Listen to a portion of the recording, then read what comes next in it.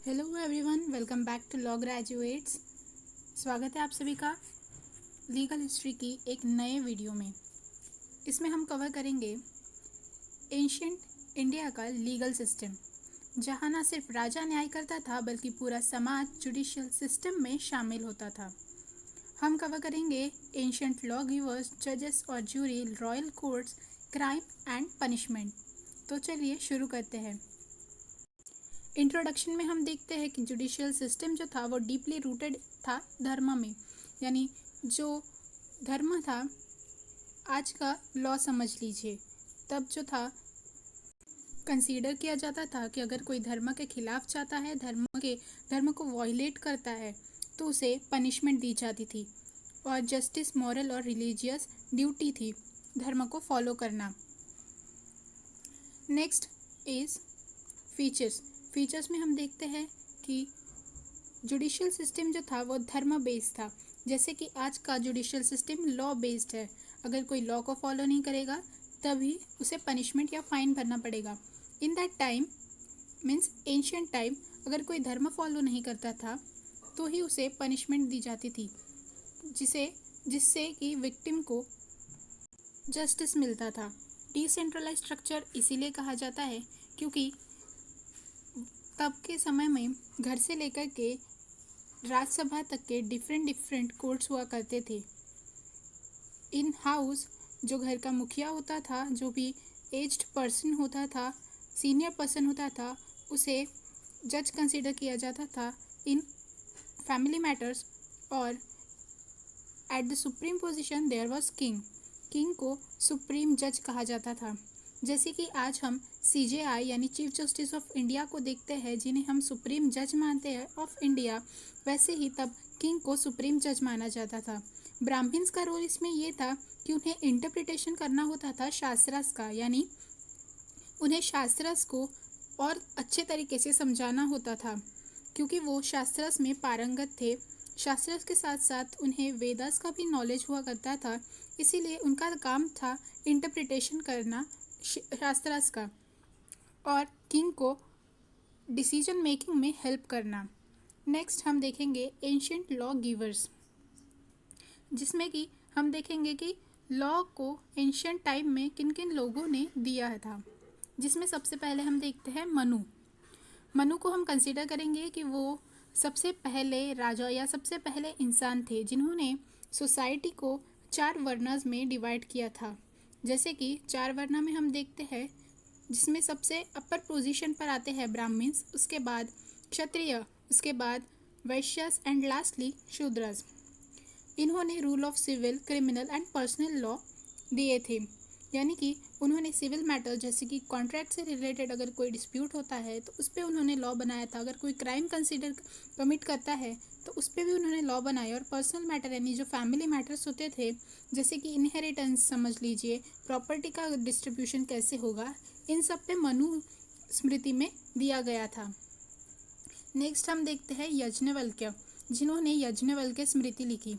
ये एक upgraded version था मनुस्मृति का। मनुस्मृति से काफ़ी रिफाइंड थी, जिसका फोकस था इनहेरिटेंस पार्टीशन पे। और इसमें सबसे पहले जो है विमेंस राइट्स को कंसीडर किया गया था, और सबसे पहले विमेंस राइट को रिकॉग्नाइज जो किया गया था वो था याज्ञवल्क्य स्मृति में। इसमें एविडेंसेस को इम्पोर्टेंस दिया गया वाइल गिविंग अ जजमेंट, और विटनेसेस को भी इम्पोर्टेंस दिया गया। नेक्स्ट हम देखते हैं नारद जो थे, इन्होंने नारद स्मृति लिखी थी, जिसमें उन्होंने प्रॉपर्टी डिस्प्यूट्स, लोन्स, कॉन्ट्रैक्ट और विटनेस लॉ को कंसीडर किया था, और जुडिशियल प्रोसेस दी थी, ना कि कोई रिचुअल्स यानी कि कोई परंपराएं दी थी या कोई धार्मिक विधि दी थी। उन्होंने प्रॉपर जुडिशियल प्रोसीजर दी थी टू गेन जस्टिस। नेक्स्ट जजेस एंड जूरी सिस्टम। तो तब के टाइम में कैसे जजेस थे और कैसा जूरी सिस्टम था। एंशियंट इंडिया में जजेस को बोला जाता था सभ्यास, और उनका काम था इम्पार्शियल और ऑनेस्टली न्याय करना, जो कि अपॉइंटेड थे बाय किंग उन्हें अपॉइंट करते थे, जो कि लर्नेड थे, वेदास धर्मशास्त्रास में पारंगत थे, जो कि इम्पार्शियल जजमेंट करते थे, जो कि सच्चे थे, ट्रूथफुल थे, और जूरी सिस्टम यानी जिन्हें सभासद कहा जाता था, इन्हें हम कंसीडर कर सकते हैं कि एक जज अकेला काम तो नहीं करता था, उनके साथ होते थे ये जूरी सिस्टम यानी ये सभासद, जिससे कहते थे सभासद। ये लोग केस पे डिस्कशन करके फाइनल ओपिनियन देते हैं।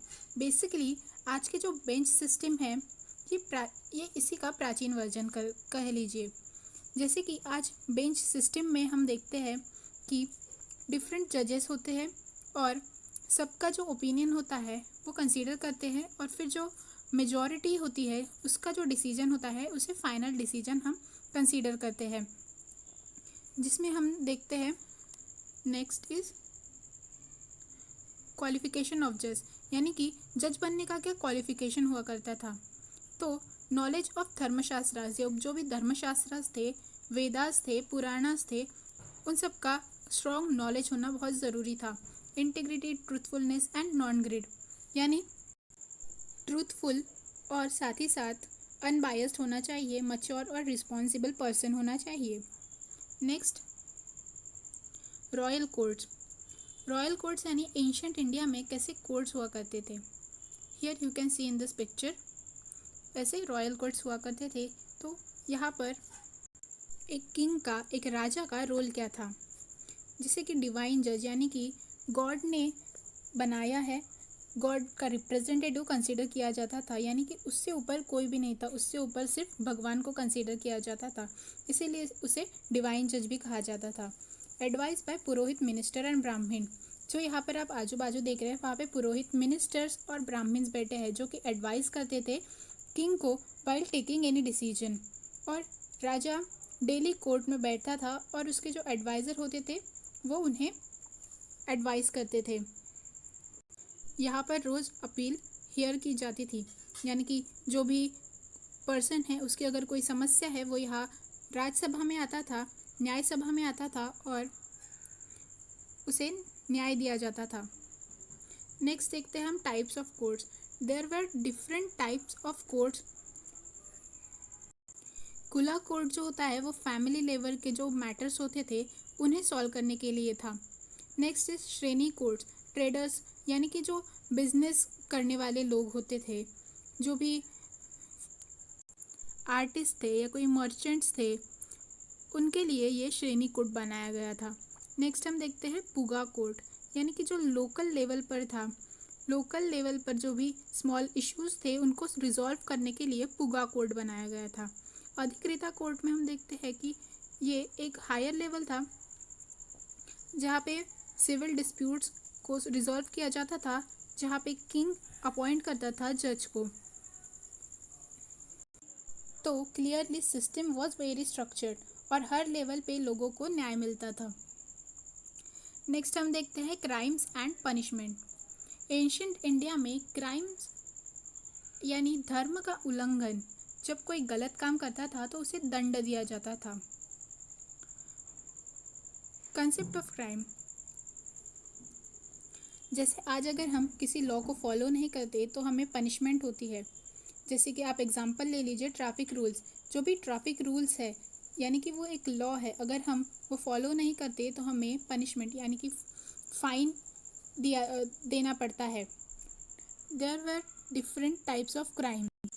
तो टाइप्स ऑफ क्राइम्स में हम देखते हैं थेफ्ट यानी कि चोरी, ये एक क्राइम कंसिडर किया जाता था। असॉल्ट, किसी के ऊपर हमला करना, किसी को मारना, ये असॉल्ट। नेक्स्ट अडल्ट्री यानी कि एक्स्ट्रा मैरिटल अफेयर आप कह सकते हैं, शादी होने के बाद भी किसी और के साथ रिलेशन होना। ट्रीजन यानी कि देशद्रोह, अगर कोई राजा के खिलाफ कोई काम करता था तो उसे एक क्राइम कंसिडर किया जाता था। मर्डर, किसी को मारना, जान से मार देना, इसे मर्डर कहते हैं। नेक्स्ट हम देखते हैं डिफरेंट टाइप्स ऑफ पनिशमेंट क्या होती थी, जिसमें हम पहले देखते हैं दंडा, जो फिजिकल पनिशमेंट होती थी। जैसे कि आप कह सकते हैं कि किसी को कोड़े मारना, ये एक फिजिकल पनिशमेंट कंसीडर की जाती थी। नेक्स्ट हम देखते हैं फाइन यानी कि पैसे भरना। अगर कोई छोटा क्राइम होता था तो उसे फाइन भरना होता था। नेक्स्ट हम देखते हैं एग्जाइल यानी देश निकाला। इसमें उस पर्सन को, उस सोसाइटी को छोड़ देना पड़ता था, उसे उस कंट्री से या तो उस सोसाइटी से निकाल दिया जाता था हमेशा के लिए। नेक्स्ट हम देखते हैं पब्लिक शेम, जिसमें उसे कुछ अजीब कपड़े पहनाएंगे या तो फिर गधे पे बिठाएंगे या उसके गले में चप्पलों की माला डालेंगे, कुछ इस तरह की पनिशमेंट होती थी। एंड लास्टली डेथ पेनल्टी, ये सिर्फ सीरियस क्राइम के लिए होती थी, जिसमें कि इंसान की डेथ यानी कि उसकी मृत्युदंड हम कहेंगे, मृत्युदंड उसे दिया जाता था। उसके भी डिफरेंट टाइप्स थे, किसी भी तरीके से उसे डेथ दी जाती थी। पनिशमेंट जो था वो डिफरेंट कास्ट के लोगों के लिए डिफरेंट था। ये आप उसका एक डार्क साइड कह सकते हैं। सो lastly, thank you for watching the video, and if you want to download the notes you can go to the comment sections and download it.